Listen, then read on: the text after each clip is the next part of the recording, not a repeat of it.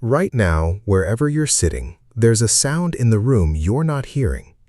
Your refrigerator's compressor, the hum of a transformer down the street, the faint whine of your own blood moving through your ears.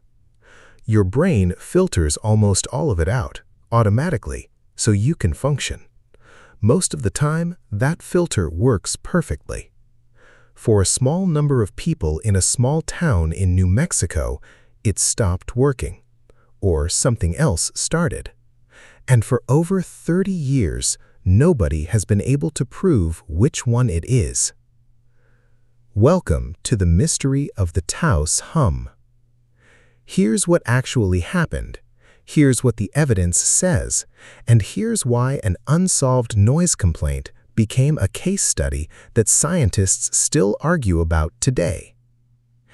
In the late 1980s, residents of Taos, New Mexico began describing something strange, a low, persistent humming sound, like a diesel engine idling somewhere just out of sight. It wasn't loud, it wasn't dramatic, it was just there, constantly, mostly at night, mostly indoors, and mostly impossible to locate. For some people, they described it as a drone. Others compared it to the musical note E-flat. A few said it sounded less like a noise and more like a pressure, something felt in the head rather than heard in the ears. Whatever it was, it didn't go away when they closed the windows. It didn't go away when they left the room. For some residents, it didn't go away at all. Question: what do you do when a sound follows you and no one else can hear it? If you're a handful of people in a small town, you start asking your neighbors, and that's exactly what happened. The people who could hear it began finding each other, comparing notes, realizing they weren't imagining things alone. They started calling themselves hearers. And the more they talked, the more they wanted an answer. By 1993, the hearers of Taos had gotten loud enough, figuratively, that New Mexico's congressional delegation took notice. Congress directed a team of researchers to formally investigate. This wasn't a fringe project. It pulled in scientists from the University of New Mexico, Sandia Laboratories, Los Alamos National Laboratory, and the Phillips Air Force Laboratory. Whatever this hum was, someone with real institutional weight wanted to find out. The investigation was led by Joe Mullins, an engineering professor at the University of New Mexico, working alongside Horace Petit of Sandia Laboratories. Their approach was methodical. First, they needed to know how many people actually experienced this sound. So they surveyed the town, sending questionnaires out to roughly 8,000 residents in and around Taos. 1,440 people responded. Of those, 161 reported hearing the hum. That's about 11% of respondents, which the team extrapolated to roughly 2% of the broader population, once accounting for who was likely to respond to a survey about a mysterious sound in the first place. 2% might sound small, but scaled across an entire region, that's thousands of people, all independently describing the same basic experience. Here's where it gets genuinely strange. The hearers weren't randomly scattered demographically. Most fell between the ages of 30 and 59. Roughly half were men, half were women. And when researchers asked them to describe the sound's pitch, something remarkable happened. James Kelly, a hearing researcher with the University of New Mexico's Health Sciences Center, worked with Mullins to build a device that let hearers match a generated tone to what they were perceiving. Person after person adjusted the machine to strikingly similar frequencies, somewhere between 32 and 80 hertz, with a subtle pulsing modulation layered on top. People who had never met each other, who lived on opposite sides of town, were tuning an instrument to the same invisible signal. That should have been the moment the mystery cracked open. It wasn't. Because when the team then went looking for an external source, something in the environment actually producing a sound at that frequency, they found almost nothing. They set up sensitive microphones. They installed geophones to detect ground vibration. They used magnetometers to check for unusual electromagnetic activity. They drove a customized recording van through the area for weeks. And the honest, published conclusion of their 1995 final report was almost anticlimactic. No known acoustic signal, no seismic event, and no environmental cause could account for what the hearers were describing. The sound that dozens of people could independently recreate on command didn't appear to exist as a sound wave in the room with them. So what was actually happening? One theory pointed toward electromagnetic sensitivity.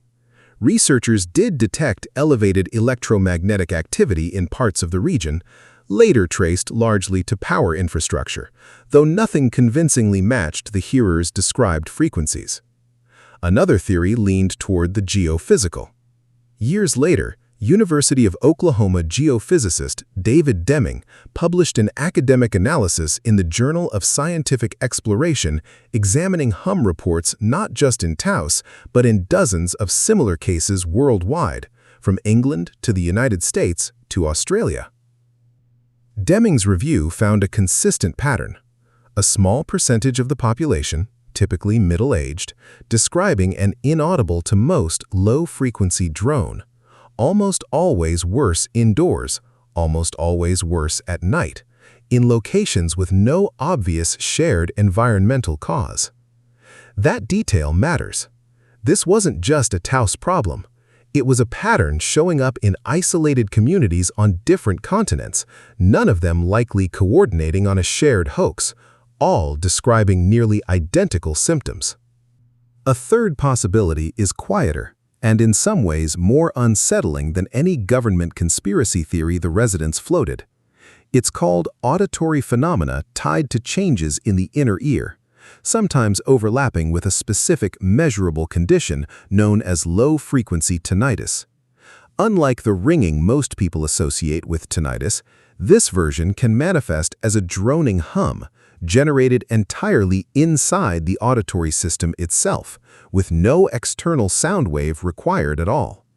Under this explanation, the hearers weren't wrong. They were genuinely perceiving something. It just wasn't traveling through the air to reach them. Here's the part that should make you pause. All three explanations, environmental electromagnetic sensitivity, unidentified low-frequency emissions, and internally generated auditory perception, remain scientifically plausible today. None has been definitively ruled in.